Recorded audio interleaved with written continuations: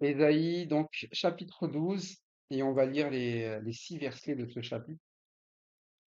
On peut même, verset 11, du verset 13 au chapitre 12, verset 6.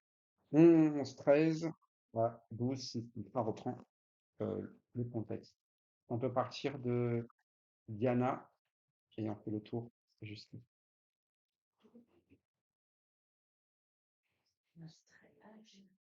La jalousie d'Éphraïm disparaîtra, et tous les ennemis en Juda seront exterminés. Éphraïm ne sera plus jaloux de Juda, et Juda ne sera plus hostile à Éphraïm.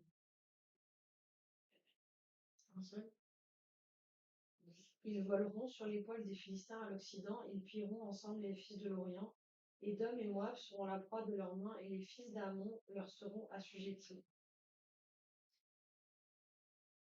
L'Éternel prendra le bord de la mer d'Égypte et ménagera l'Euphrate, pratiquant avec force, et il partagera en 7 anneaux, et on pourra y marcher en sandales.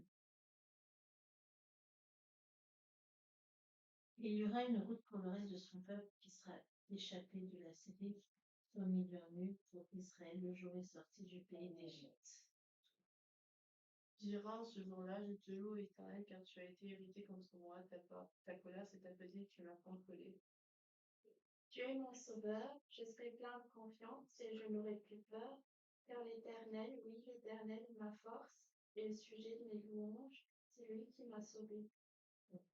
Vous puiserez avec joie de l'eau aux sources du salut, et vous direz ce jour-là, célébrez l'Éternel, faites appel à lui, faites connaître ses âmes parmi les peuples, rappelez combien son nom est grand. Chantez l'Éternel, car il a fait des grandes choses magnifiques, qu'on le fasse connaître sur toute la terre. Pousse des cris de joie, exprime ton allégresse, habitants d'Occident. En effet, il est grand au milieu de toi, le Saint d'Israël. On L'eau ici, ce message au final concernant Israël. Israël, il y a un jour où on l'a vu déjà la dernière fois, où l'Éternel sera la bannière des peuples. Et ce moment où tous les peuples viendront auprès de l'Éternel, c'est le moment aussi qui sera un moment où, en fait, l'Éternel va encore tendre la main à Israël. Il va tendre la main au moment où le rejeton d'Israël sera là, c'est-à-dire, vous savez, le rejeton d'Isaïe. Isaïe, c'est famille eh bien, de David. David, eh bien, c'est lui qui va amener Christ. Et ici, c'est de montrer vraiment, au temps de Christ, il va y avoir une autre occasion pour Israël de vivre réellement ce qu'il ne pouvait pas vivre jusque-là, c'est-à-dire d'être en paix même avec les peuples d'à côté. L'agneau pourra vivre avec le loup. Vous pouvez voir la vipère avec l'enfant. Un moment où il n'y aura plus de confrontation, mais plutôt des quoi? Des alliances. Mais des vraies alliances. Un moment où même un conflit actuel qui est présent peut cesser. Le conflit entre Juda et Éphraïm. Il n'y aura plus la jalousie d'Éphraïm. Et Juda ne sera plus adversaire. Comprenez juste que dans la volonté de Dieu, ce qu'il désire unir, c'est-à-dire les peuples, les nations, normalement ne sont pas censés eh bien, se battre, se disputer les uns avec les autres, mais vous le voyez bien, vous allumez la télé, vous regardez les adversités, ou même nous, quand on réfléchit, est-ce qu'on a des personnes de qui l'on veut, de qui on est jaloux? Est-ce qu'il y a des personnes sur qui eh bien, nous voyons plutôt des soucis, ou nous voyons que ce sont des adversaires? Si c'est le cas, c'est que ça montre bien que l'humain, malgré la volonté de Dieu, a cette partie où eh bien, il fait toujours ce qui est mal, ce qui est toujours au final de faire les choses sans laisser Dieu lui dicter les choses dans sa vie, mais il préfère les faire les choses lui-même, comme Akaz. Et faire les choses lui-même, c'est de chercher ce qui semble grand, et là c'était les Assyriens, et cette même chose qu'il appelle grand, c'est la même chose qui va le détruire. Mais c'est pour ça que l'Éternel, il voit l'état dans lequel nous sommes, il voit nos solutions, et quand il dit qu'il donnera le fils d'Isaïe, celui qui va accepter, de suivre le fils d'Isaïe, celui qui va accepter de suivre Christ, eh bien, il va connaître quelque chose qu'il ne peut pas dire avant de le connaître. Si vous ne connaissez pas Jésus-Christ, tout ce qu'on vient de lire n'a aucun sens. Dès le moment où il y a eu ce changement dans leur vie, ce jour-là, pas avant, c'est pas possible, mais ce jour-là, tu diras. Avant ça, tu ne pouvais pas dire ça. Quand on parle d'Israël, et on parle de Juda, on parle de peuples qui sont censés être le peuple de Dieu, ceux qui ont le temple, ceux qui religieusement devraient suivre Dieu.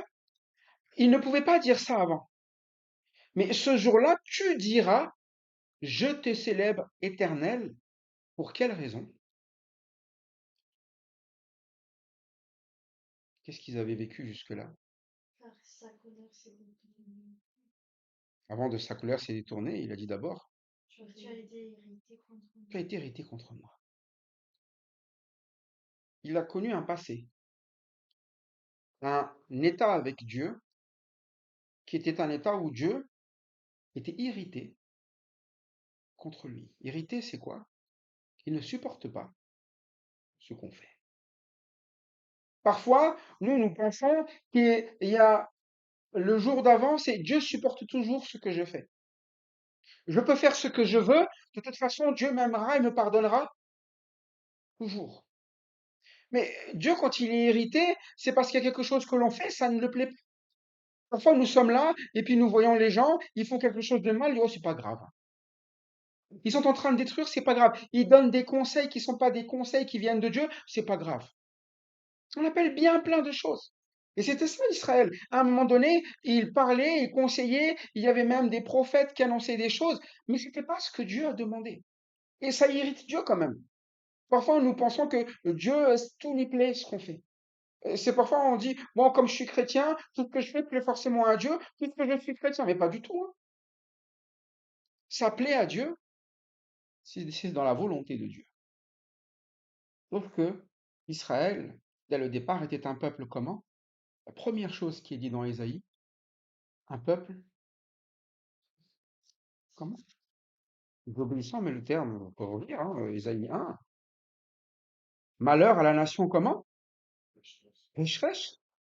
Au peuple chargé de fautes, à la lignée des méchants, aux enfants corrompus, ils ont abandonné l'Éternel, ils ont méprisé les saints d'Israël, ils ont fait, le terme là, c'est volte-face, ils ont abandonné, ils ont fait demi-tour. C'est-à-dire qu'à un moment donné, c'est des révoltés. Dieu dit une chose, je vais faire autrement.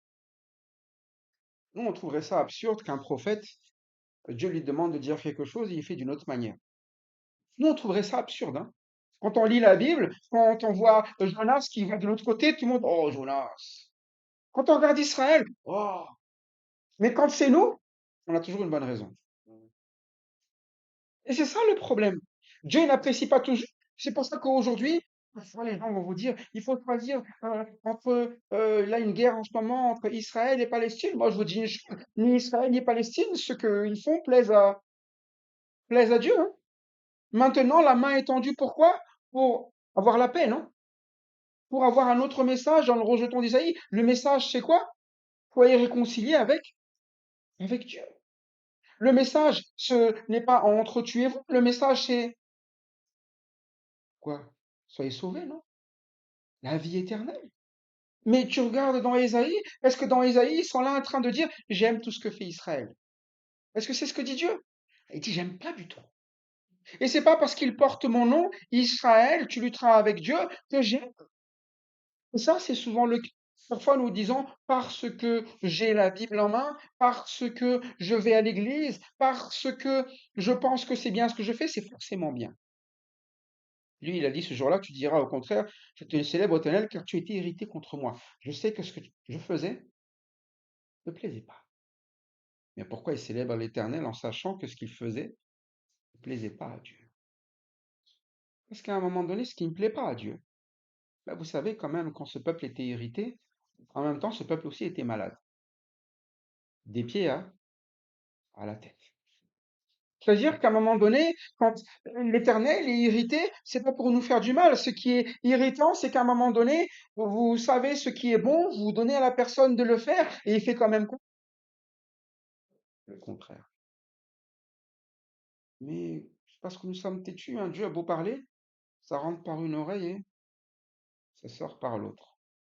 Je dirais qu'on a un filtre, parfois en disant, écoute, l'Éternel, tu as des bonnes idées, mais moi je pense que je peux mieux faire, hein. Hein, c'est parfois quand on a la Bible, presque on serait juge de ce que Dieu dit. Et dire, bon, ça je prends pas, je vais corriger ce que Dieu a fait parce que Dieu fait mal les choses. Et parfois c'est ça Israël.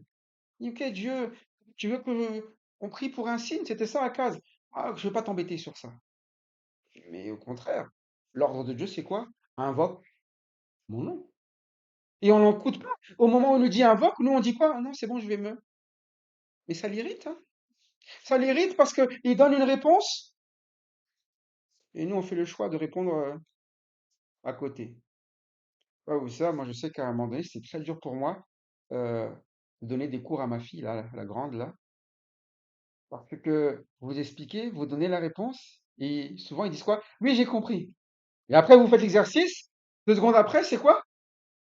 Rien à voir. Mais je viens de te dire que c'est comme ça qu'on fait.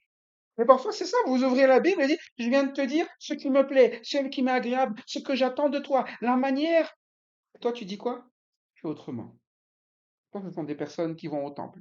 Pourtant, ce sont des personnes qui chantent des cantiques, qui louent Dieu. Et là, c'est un cantique. Parfois, c'est ça, nous chantons des cantiques, mais nous ne savons même pas ce que nous disons. Moi, je me souviens quand j'étais petit, on parlait de Madagascar tout à l'heure, jusqu'à l'âge de mes 5 ans, on allait à l'église tous les jours, tous les dimanches, pardon, pas tous les jours. Et je me souviens de cantiques. Je me souviens de cantiques depuis que je suis petit, depuis que j'ai l'âge de 4 ans, 5 ans. Je ne savais même pas ce que ça voulait dire. Même aujourd'hui, je crois que je ne cherche pas la traduction de ce que c'est. C'est le cantique même, je peux vous dire, c'est le numéro 8 qui se trouve dans ce livre qui dit Déralaz, et je ne sais pas du tout ce que ça veut dire, encore aujourd'hui. Mais quand j'allais à l'église, je le, sans savoir de quoi on parle. Et c'est pour ça, il sait maintenant de quoi il parle quand il chante. Dieu célèbre parce que je sais quelque chose. Tu étais irrité contre eux, et je suis au courant de ça. Avant, j'y allais, mais je ne savais même pas que tu étais fâché contre moi. Je ne savais même pas que ce que je faisais ne te plaisait pas. Je pensais que ma vie, tout ce que je fais, forcément, ça devrait te plaire. Mais c'est important qu'il nous dise ce qui ne lui plaît pas, parce que ce qui ne lui plaît pas, c'est ce qu'on appelle le péché. Mais le péché, ce sont les choses qui nous détruisent. Et c'est pour ça que ce peuple, à cause du péché, va partir en déportation. Ils vont se détruire les uns les autres. C'est eux-mêmes qui vont ramener les ennemis dans leur propre pays. Ils vont ramener l'un les Syriens, l'autre les Assyriens. Et devinez, la terre, elle va appartenir à qui après? Ils vont tout perdre. Mais c'est eux-mêmes qui les ont emmenés. Et parfois, c'est cela, nous blâmons Dieu et nous sommes irrités, nous, contre Dieu, alors que c'est nous-mêmes qui avons ramené les problèmes dans notre propre vie, dans nos choix, nos décisions, nos directions. Mais c'est pour ça que Dieu est irrité. Et il nous dit, invoque-moi et je te sauverai. Et nous, on dit, je me débrouille. Il nous dit la manière de faire. Il nous dit même quoi faire, qui écouter, ou quoi donner. Et nous sommes là, je dis non, je préfère faire comme ça parce que là, c'est compliqué. Là, et c'est ça le souci.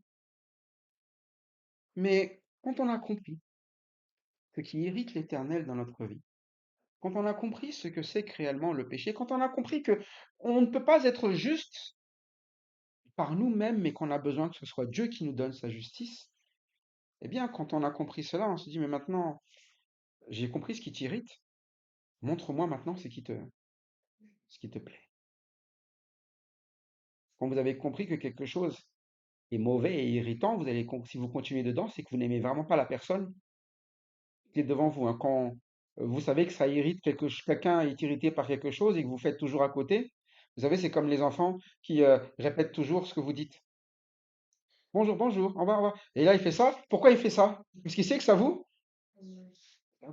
Tu lui dis arrête, et il dit quoi après? Arrête. Et là, tu es encore plus quoi? Et parfois, c'est ça. Dieu il nous dit les choses et nous, on fait encore pire. Mais quand on a compris que ça a irrité et dit, car tu as été irrité contre moi, mais maintenant, il a accepté quelque chose et donc là, la colère s'est détournée.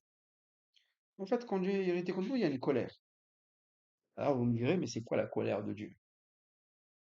Et jusqu'à maintenant, il n'a fait que exactement ce que vous voulez, ce qu'Israël voulait. Tu voulais la Syrie? Je vais même les appeler. Tu auras vraiment quoi?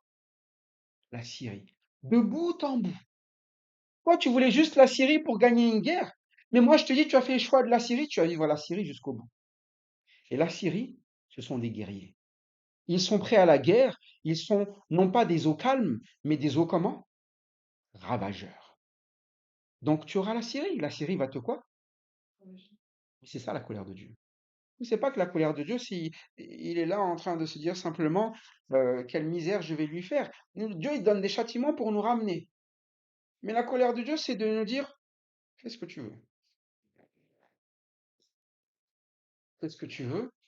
Ça veut dire simplement quoi? De toute façon, tant que tu n'écoutes pas ce que je vais te dire, tu obtiendras le seul résultat que tu peux faire et que le monde peut faire, la Syrie, c'est la destruction. Ils ont fait ce qu'ils ont voulu. Le pays va être quoi? Détruit, ravagé. Et vous savez, au début, on ne croit pas. Mais on ne croit pas parce qu'on pense que Dieu, ses avertissements, ce sont juste des mythes ou des légendes ou tout ce qu'on veut. C'est pour ça que les gens n'écoutent pas Dieu. Et pourtant, ils se plaignent. Et quand ils se plaignent et qu'il y a le malheur partout, ils se plaignent en disant que quelqu'un n'existe pas.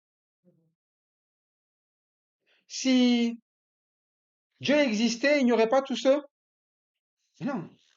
Si nous écoutions Dieu, il n'y aurait pas tous ces problèmes. Parce que la volonté de Dieu, c'est que ces choses-là, comme on l'a vu, ça s'arrête.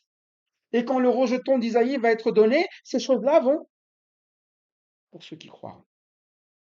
Pour ceux qui ne croiront pas, la colère de Dieu est toujours là. C'est pour ça que quand vous voyez l'humanité, peu importe les religions, ce que vous voulez, ça se déteste, ça frappe les uns contre les autres, ça se moque. Et je trouve ça toujours absurde. Deux peuples qui se lancent des bombes pour une histoire de quoi? On en a parlé tout à l'heure, hein, de terre ou d'ethnie. Bon, à un moment donné, la personne qui est en face de toi, c'est un être humain comme toi. À un moment donné, tu te bats pour un bout de terre. Un bout de terre, ce n'est qu'un bout de terre. Est-ce qu'il n'y a pas assez de terre dans ce monde pour tout le monde? Dans un monde idéal, il y a de la place pour... Et vous savez, comme on est quand même dans ce monde, non, moi je veux ma place, je veux celle-là. Vous savez, un peu comme les enfants, là, il y a une chaise, quelqu'un l'a pris, il peut avoir 10 places à côté, hein. La place qu'il veut, c'est celle-là. Et c'est ça les choses. C'est que nous nous battons même parfois pour des broutilles. Et nous sommes prêts à sacrifier nos propres enfants, nos familles, toutes les personnes qu'on dit aimer.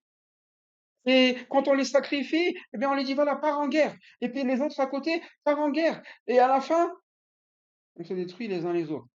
Et tout le monde est perdant. Tout le monde aura perdu ceux qui l'aimaient. Mais c'est ça, il dit à un moment donné, mais c'est ça quand je célèbre l'Éternel, c'est qu'à un moment donné, j'ai compris quelque chose. Ce qui irrite l'Éternel, c'est ce qui me perd. Mais si j'écoute l'Éternel, en fait, je ne vivrai plus comme les autres. Je vivrai comment? Ta colère s'est détournée. Et en fait, toutes ces choses qui sont dangereuses, mauvaises, où je nuis, c'est des choses qui vont partir. Parce que quand tu suis Dieu, tu ne vis pas la colère de Dieu. Tu m'as quoi, il a dit? Quand ta colère s'est tournée, tu as fait quelque chose. Tu m'as consolé. Quand vous consolez quelqu'un, c'est qu'il est dans quel état à la base? Il est triste, hein? Et vous savez, nos tristesses, elles ont toujours une racine.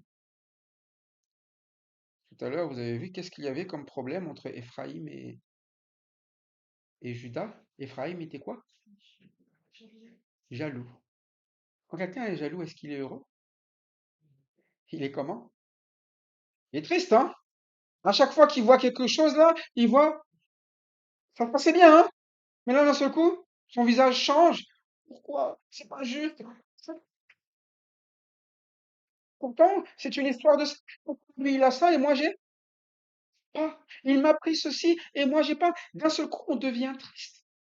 Et cette personne-là, souvent, personne jalouse, on veut lui conseiller, t'inquiète pas, on le récupérera. Non, ça, c'est pas de la consolation. Vous l'encouragez encore plus à être quoi? À être jaloux encore plus, hein. C'est pour ça que l'Éternel, il ne dit pas tu récupéreras. Il dit que t'importe même si tu le perds, hein.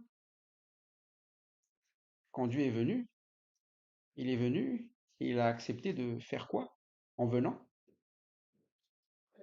perdre. Et puis, à la croix, il en fait quoi encore? Il a perdu sa vie. Et il a même parfois, je dis toujours, perdu du temps parce qu'il y a des personnes qui l'ont enseigné, à qui il a prêché et qui n'ont jamais perdu. Mais il n'a jamais dépouillé personne. Il n'a jamais été jaloux de personne en se disant pourquoi lui il est riche et moi je suis pas. On lui a même proposé un royaume tout entier. Il a dit quoi? Ça m'intéresse pas, hein. Ce qui m'intéresse, c'est de faire la volonté de mon Père. Pourquoi il a dit ça? Parce que dans le royaume de Dieu, il sait ce que c'est. La volonté du Père, les choses dans lesquelles nous sommes jaloux parce que nous n'avons pas, ce sont des choses qui sont ridicules. On va se battre pour ça, on va souffrir pour ça, on va pleurer pour ça, alors que ce sont des choses éphémères. Mais quand il nous console, il nous apprend à vivre non pas en dépendant de toutes ces choses qu'on voulait tant, mais simplement en acceptant que ce soit lui qui soit quoi? Verset 2, Dieu mon, quel est le terme qu'il a utilisé? Mon sauveur. Ça soit Dieu qui m'apporte du salut dans tout ce que je vis. C'est-à-dire, j'accepte que ma vie soit entre ses mains. Je n'ai pas besoin de ça ou d'un tel pour être bien dans ma vie. J'ai pas besoin de telle situation, d'avoir telle terre, d'avoir non, j'ai besoin que Dieu soit simplement dans ma vie et je serai sauvé. Je ne serai plus en train de pleurer tout le temps parce que je n'ai pas. Et c'est ça ici. Et Dieu, il était censé être irrité parce que j'ai fait ce qui est mal, mais en fait, lui, il n'était pas en train de pleurer parce que il ne m'avait pas, parce que je voulais pas, mais c'était pour, en fait. Quand Christ est venu, il savait que ce monde ne le recevrait pas. Mais il est venu pour que ce monde vive une vie autre, nouvelle, qu'il y a un message à entendre, mais il savait qu'il croit que Dieu était son sauveur. Pas juste qu'il le sente, hein, qu'il le croit. Ça veut dire que quand Dieu parle, c'est une source de quoi pour moi? Quand Dieu parle, c'est une source de salut. Parce qu'il va me délivrer de ce qui est appelé ici la colère, il va me consoler. Il va m'apprendre à vivre au milieu des autres, avec les loups même, à vivre même avec des ours, à vivre avec les vipères. Je le saurai et je n'aurai pas à craindre ce soit dans tout cela. Je saurai me réconcilier avec mon frère. Je ne serai plus jaloux. Il ne sera plus mon adversaire. C'est ça quand vous êtes consolé. Vous avez des problèmes avec qui? Avec personne. Et si on a un problème avec quelqu'un, c'est qu'on a quelque chose toujours, hein. C'est ça le problème. C'est pour ça qu'il dit ce jour-là. C'est pas encore le cas. Là, vous avez encore des problèmes. Là, ce n'est pas réglé, mais ce jour-là, si vous verrez le rejeton des saillies et vous, que vous le suivez, ça changera. Si vous croyez, ça changera parce que ça sera Dieu, mon sauveur. Ce jour-là, je serai, comment il a dit? Plein de confiance. Et je n'aurai plus peur. Quand vous êtes jaloux, vous avez confiance? Quelqu'un qui est jaloux, il a confiance en rien du tout, hein. Toute sa vie, il pense toujours que tout peut. Ouais. Ouais, quand tu es jaloux, tu es forcément possessif aussi, hein. Tu as peur de perdre à chaque fois que tu as. Tu passes ton temps à ça. T'oses pas faire ceci, t'oses pas faire cela, parce que tu as toujours peur. Et c'est pour ça qu'il dit, vous serez plein de confiance et vous n'aurez même plus peur. Mais quelqu'un qui est jaloux, il a toujours peur. Peur de perdre, peur de ne pas avoir. Peur. Mais c'est pas une vie, ça, hein. Si vous avez toujours peur tous les jours, c'est pas une vie. Si chaque jour vous avancez, vous osez pas parce que vous vous dites, mais imagine que, c'est cette phrase, hein. Mais si jamais, Mais c'est normal qu'on agisse comme ça. C'est comme si on n'avait personne à qui confier notre avenir, notre vie. C'est normal. Mais quand on a un Dieu sauveur, le Dieu sauveur, c'est l'Éternel. Et l'Éternel, et c'est pour ça qu'il le dit, l'Éternel est ma force, le sujet de mes louanges, c'est lui qui m'a. C'est pas juste un cantique pour un cantique. Il est vraiment dans cette assurance, mais ça sera ce jour-là. Et c'est ma force. Si c'est un sujet de louange, s'il m'a sauvé, pourquoi je devrais avoir peur? Si vous êtes sauvé, vous n'avez pas besoin d'avoir peur. Si vous avez l'assurance que ce que Dieu promet, il le fait dans votre vie, il n'y a pas de quoi avoir peur. Quand Christ est mort à la croix, il l'a fait pour nous délivrer de nos péchés. Il n'y a pas de quoi avoir peur. Maintenant, les péchés, si vous avez cru, sont quoi? Effacés. Donc, il n'y a plus de raison de craindre Dieu. Vous avez la paix avec Dieu. Il n'y a même plus de raison de douter, de savoir, d'avoir peur de votre avenir. Est-ce que je vais aller au ciel ou je vais pas aller au ciel? Non, c'est sûr et certain. Je vais y aller puisqu'il a fait l'œuvre qui a effacé le péché. La seule chose qui m'empêche d'aller où? Je vais pas avoir peur. Je vais pas avoir peur de perdre même ce corps, cette vie, parce que j'ai déjà l'éternel comme quoi? C'est mon sauveur. Un sauveur, ça veut dire que la situation, elle est réglée, hein. Si vous pensez que ce n'est pas encore réglé, si vous n'êtes pas encore sûr de savoir si vous irez au ciel ou pas au ciel, le problème, ce n'est pas Dieu, hein. Dieu, il a fait l'œuvre pour cela. Le problème, c'est de ne pas faire confiance, hein. C'est pour ça qu'il dit à un moment donné, je serai plein de confiance, hein. J'ai confiance en ce que Dieu fait. J'ai confiance qu'il sait ce qu'il a, que je l'ai hérité avant. Maintenant, j'ai abandonné ça. Maintenant, j'accepte, eh bien, le rejeton d'Isaïe comme mon sauveur. J'accepte que il n'y a plus ses péchés, ça sera effacé. C'est lui qui m'a sauvé. Quand vous êtes sauvé, ça change votre manière de vivre. Quand vous êtes sauvé, c'est un peu comme quand quelqu'un qui, eh bien, meurt de soif. Quand vous mourrez de soif, quand vous ne n'avez que peu, un petit verre d'eau là, que vous gardez parce que vous vous dites, si je ne l'ai plus, j'aurai plus rien du tout. Vous êtes prêt à vous battre pour cette bouteille d'eau, hein. Je pense que si vous avez des gens assoiffés, vous leur lancez une bouteille d'eau, je pense que ça va finir par être une guerre immédiatement, hein. Tout le monde va la vouloir. Mais c'est pour ça que Dieu, il veut pas qu'on se batte pour une bouteille d'eau. Il donne gratuitement. De quoi avoir confiance. Vous n'allez pas perdre votre bouteille. Vous avez tout ce qu'il vous faut. Vous avez l'assurance maintenant d'être sauvé.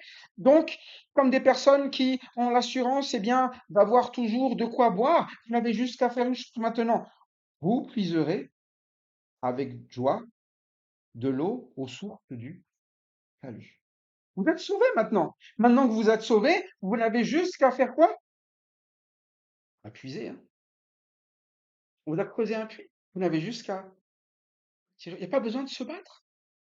Il y en a assez pour. Hmm. C'est Dieu qui sauve. Dieu est pas limité. Il y en a pour chacun. Et venez juste quoi? Bah, pas avec peur pour puiser, pas avec méchanceté, pas avec des idées de crime, pas, eh bien, en étant toujours peu de confiance, avec joie. Vous savez ce que c'est que la joie?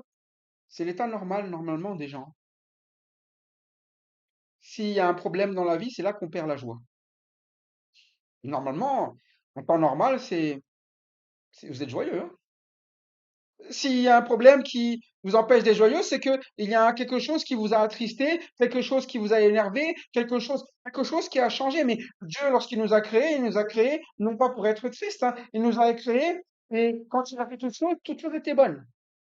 Il y avait de quoi être joyeux dans tout ce que l'on vivait. Mais à un moment donné, il dit, vous pouvez puiser maintenant avec joie. Auparavant, vous n'osez pas puiser parce que vous avez peur, vous n'aviez pas confiance, mais maintenant que vous êtes sauvés, puisez à ces sources, et ce sont des sources qui sont des sources de quoi? Du salut. C'est-à-dire que vous êtes sauvés, mais vous allez toujours boire cette eau pour pouvoir vous rafraîchir dans la vie.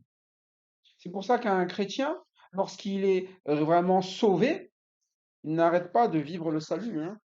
Il consulte toujours ce que Dieu a à dire pour laisser Dieu le diriger, le consoler dans toutes les choses qu'il a à vivre. Sinon, il va pleurer quand même, hein. C'est pour ça que parfois on dit, mais je comprends pas, moi j'ai cru en Dieu, mais bon, je ne vois pas. Mais puisez, les saluts. C'est pas un jour, j'ai bu de l'eau et puis après j'arrête de boire parce que c'est bon, je me suis déjà. Vous avez encore soif après. Vous aurez toujours soif. Et c'est ça quand on fait confiance en Dieu, on est sauvé, maintenant on a l'eau, eh bien en abondance, il faut venir écouter la parole, nous apprendre ce que Dieu veut vraiment et de ne pas continuer encore à marcher comme si ça ne nous intéressait pas ce que Dieu veut, mais on pense toujours savoir ce qui est bon. Et puis on va pleurer encore, et puis ça n'ira pas, et puis on dira que c'est la faute de Dieu, mais non, Dieu, il donne la source, il donne un endroit où puiser. Et quand les gens puisent, ils savent quoi dire, ils savent quoi faire. Il le célèbre, mais en faisant comment maintenant? Pas quand Dieu était irrité, hein, où il mettait Dieu de côté, pas quand il y avait la colère de Dieu, où chacun fait ce qui lui plaît. Maintenant, le cantique, c'est quoi? Célébrer l'Éternel. Et comment on fait ça? C'est le verset 3. Puiserez avec joie de l'eau aux sources du salut. Mhm. Et vous direz ce jour-là quoi? Célébrez l'Éternel, acclamez la vie, faites connaître ses actes parmi les peuples, rappelez combien son nom est doux. Ça commence par quoi? Célébrer l'Éternel. Et vous, qu'est-ce qu'il faut faire? Faire appel à lui. Pourquoi c'est ça? On veut le célébrer, mais on ne fait pas appel. Maintenant, parfois, c'est ça. Une fois, les chrétiens ils se disent maintenant, je suis sauvé, tout ce que je fais est toujours bien maintenant. Rien. Non, il faut toujours comment? Faire appel. Comment dois-je faire? Et c'est ça un serviteur. Un serviteur, il demande comment je dois faire. Quand Samuel, eh bien, la première fois que Dieu s'est adressé à lui, et Dieu lui a pris une phrase. C'est une phrase qui est très importante. Quand Dieu te parle, tu lui dis quoi? Parle. Car ton serviteur écoute. C'est ça, faire appel. Dis-moi ce que je dois. Quand vous passez un appel, vous écoutez ce qu'il y a en. Vous voulez savoir comment on fait, vous voulez savoir les choses. Parce que parfois, nous faisons un monologue. Parfois, nos prières, c'est un monologue, hein. Nous prions ce qu'on veut et on attend que Dieu fasse ce qu'on a demandé. Et quand vous faites appel à Dieu, vous savez, dans la Bible, il y a plus de fois Dieu qui parle que nous qui parlons, hein. D'abord, c'est d'apprendre à quoi? Quand vous appelez, allô, vous écoutez. Mais comment je dois faire? Ben, écoute, puise aux sources du salut. C'est-à-dire, ne te contente pas d'une vie qui est une vie isolée, ne contente pas d'une vie comme la vie des gens qui n'ont pas Dieu. Les gens qui n'ont pas Dieu, ceux qui sont dans la colère de Dieu, ceux contre qui Dieu est irrité, ils s'en fichent. Ils n'appellent pas Dieu, c'était déjà ça, tu le savais. Mais maintenant, si tu es sauvé, toi, ta vie, ça va toujours de quoi? Fais appel. Et quand tu fais appel, bah, tu vas pas dire, écoute, voilà comment je vais faire Dieu, et je vais te raconter les choses qui me plaisent. Je vais te montrer comment est-ce que je veux que les choses soient dans ma vie. Alors moi, il faudra que tu me donnes ça, il faudra que tu me ça. Et avec tout ça, ça marchera. Non, non, non. Il dit, fais appel à lui et fais connaître quoi? C'est ça, Les actes de qui? de Dieu. Les nôtres, hein. Parce que nous, si nous sommes là, on dirait, écoute, j'ai fait appel à Dieu. Du coup, maintenant, je lui ai dit que je vais faire ça. Je lui ai dit que je vais. Au final, on est en train de faire connaître les actes de qui à tout le monde? Je. Il dit non, Dieu m'a montré. Dieu a fait ça dans ma vie. Dieu a changé ma pensée. Dieu m'a dirigé. Dieu m'a. Mais comment il le fait? Pas parce que nous avons décidé, c'est parce que il le dit clairement. Et sa parole est très claire. À un moment donné, ces actes, parmi les peuples, ce sont des actes qui sont visible. Il y a vraiment quelque chose où on passe du jour à la nuit, il y a vraiment une transformation. Ce ne sont pas juste eh bien, des choses qui sont théoriques, des chansons qui sont là comme on chante eh bien, à la radio, mais on va voir dedans comment la grandeur de son nom est vraie. Ces actes sont vraiment des actes qui changent, qui transforment, qui amènent une réalité qu'on n'était pas capable de faire. Mais quand nous changeons ce qu'il fait, c'est nous qui faisons les choses. Et c'est pour ça qu'on finit à la fin par chanter nos propres louanges à nous. Mais quand on chante à l'Éternel, c'est parce qu'on a vu des choses. Chanter l'Éternel, car il a fait des choses magnifiques. Parfois, on est menteur, hein. On n'a rien vu, mais comme tout le monde chante ça, on se dit, moi, je vais chanter aussi. Comme moi, je chantais des chansons sans jamais comprendre ce que je disais. Et on dit, Dieu, tu es grand. Et si je te demande pourquoi il est grand pour toi? Ah, parce que dans la chanson, c'est dit qu'il est grand. Ah, parce qu'il a créé la terre et tout cela. Oui, bon, ça oui, mais pour toi, il est grand dans ta vie. Est-ce que ça a changé quelque chose dans ta vie? Oui, il dit, il est grand parce que il était irrité contre moi et sa colère s'est tournée, il m'a consolé, il m'a sauvé. C'est une réalité. Il y a vraiment quelque chose de grand qui s'est passé dans sa vie. C'est pas un mensonge, hein. Mais quand on chante à l'Éternel des choses magnifiques alors qu'on n'a jamais vu ce que c'était, on ne sait même pas ce que c'est qu'on a plutôt besoin de quoi? De laisser l'Éternel faire ces choses magnifiques dans notre vie et donc de l'écouter. Mais quand on a compris cela, c'est là qu'on va en parler sur toute la terre. On peut très bien dire des choses, parfois on fait ça, hein, on dit aux gens, crois en Jésus-Christ et tu seras sauvé. Si tu crois en Dieu, oui, oui, tu peux le dire, hein, tu peux le répéter à tout le monde si tu veux. La vraie question, c'est est-ce que tu le crois vraiment? C'est-à-dire quand il te parle, est-ce que tu trouves que c'est vraiment salutaire? Ou tu te dis, ouais, mais quand même. Quand tu regardes sa manière de faire, est-ce que tu l'analyses? Comment Dieu fait? Comment est-ce que Dieu m'amène à parler eh bien aux autres? En fait, il m'amène des vertus. En fait, ah, mais c'est fait, c'est pas comme je pensais. En fait, quand est-ce qu'il m'amène à ouvrir la bouche? Mais il m'amène à ouvrir la bouche, pas parce que il faut que je me force, il faut que j'y arrive, il faut que j'essaye. Quand il ouvre la bouche, il le célèbre parce qu'il a pu constater cela dans sa vie. Moi, je vous dis, c'est toujours la même chose, une bonne nouvelle. Il n'y a jamais besoin de forcer personne pour l'annoncer, hein. Je dis, j'ai jamais vu quelqu'un à qui il faut forcer les choses pour qu'il annonce que quand il a eu un enfant, il envoie un message à tout le monde pour dire qu'il a eu un enfant, hein. On n'a même pas envie de savoir combien pèse son enfant, il le dit quand même, même le poids de son enfant. Parce que celui, c'est une nouvelle comment? Il veut la partager à tout le monde.